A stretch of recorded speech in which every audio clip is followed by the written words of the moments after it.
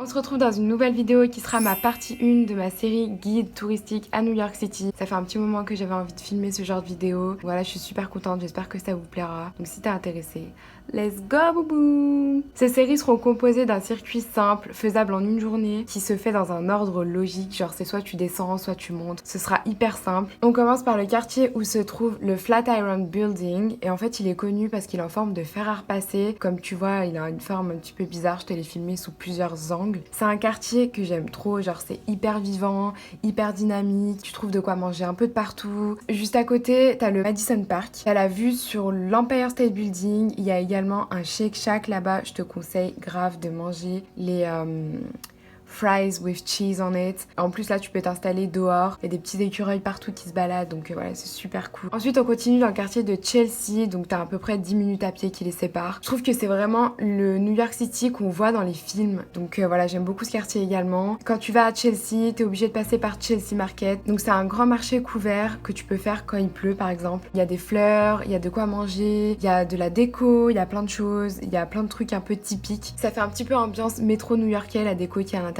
Du coup j'aime beaucoup et ça te met vraiment dans l'ambiance New York, tu vois. Ensuite on continue vraiment toujours en descendant en direction de la Statue de la Liberté si tu veux, donc vraiment dans le bas de Manhattan. T'as tout ce qui est un petit peu quartier luxe, c'est toujours Chelsea par là, il y a des boutiques de luxe, etc., etc. Et là on va arriver vers des lieux que tu connais je pense. Donc en premier t'as Magnolia Bakery, c'est la pâtisserie qui est reprise dans la série Sex and the City si tu connais. Donc c'est également les quartiers où tu vas voir qui est séance photo. Là on est passé juste à côté, donc du coup j'ai filmé un petit peu. Ensuite une rue plus bas, t'as l'appartement de Carrie Bradshaw. Donc voilà, j'ai fait un petit peu mon show et tout, j'ai trop cru que j'habitais là-bas. Non mais faut me laisser rêver parfois, tu vois.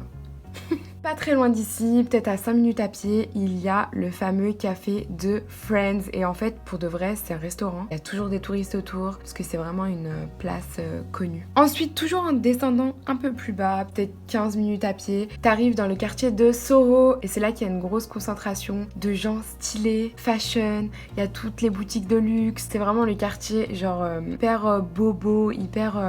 je sais pas comment expliquer, mais... Franchement, j'aime beaucoup ce quartier. Après, voilà, j'irai pas faire mon shopping là-bas, c'est un petit peu cher, on va pas se mentir. Ensuite, en descendant toujours plus bas, environ 10 minutes à pied encore. De toute façon, tous les emplacements sont à peu près à 10-15 minutes à pied les uns des autres. Tu peux également le faire en métro, mais je trouve que New York, c'est vraiment une ville à visiter à pied, sinon il n'y a pas trop d'intérêt. Bref, on arrive sur Washington Square Park et c'est un parc où il y a toujours du monde. Dernièrement, il y a un film qui est sorti sur Netflix avec Gina Rodriguez et ça fait partie d'un des emplacements emblématiques de ce film, par exemple. C'est également un endroit où il y a beaucoup de musiciens.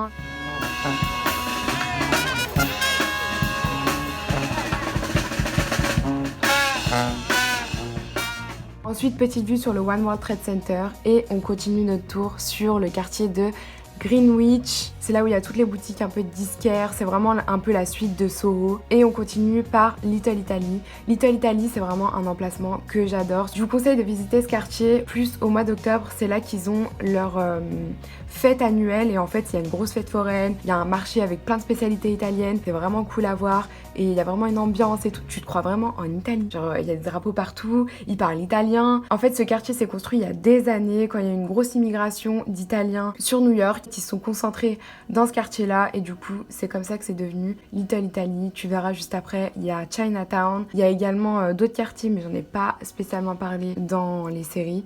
Donc voilà. Donc ensuite, tu passes tout de suite de Little Italy à Chinatown et là vraiment tu te sens, enfin vraiment en Chine. C'est la même chose, c'est de nombreux Chinois qui sont venus s'installer à un moment et du coup ils ont fait leur quartier.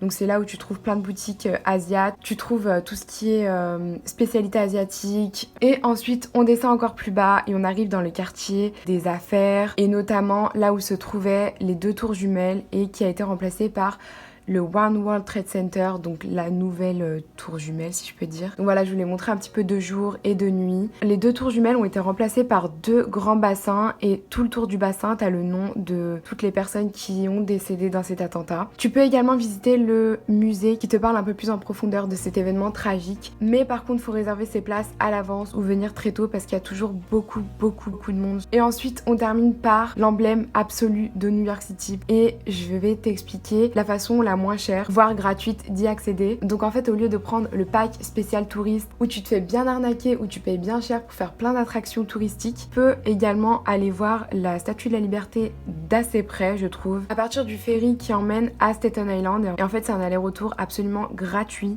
qui se fait à partir de cette gare. Tu montes dans le bateau, ensuite tu t'installes, vaut mieux se mettre à l'extérieur et en haut, c'est là que tu as la meilleure vue. Tu as la vue du coup sur tous les buildings de New York. C'est absolument magnifique à voir au coucher du soleil. Tu vois que le soleil se couche et que toutes les tours commencent à s'allumer, du coup je trouve ça vraiment magnifique à voir. Donc voilà, la Statue de la Liberté, comme tu vois, on la voit d'assez près. Et ensuite du coup tu arrives à Staten Island et tu peux reprendre le ferry qui repart dans l'autre sens tout de suite après. Et voilà, c'est la fin de ce tour, j'espère que ça t'aura plu. N'hésite pas à me rejoindre sur Instagram, n'hésite pas également à me dire en commentaire ce que tu en as pensé.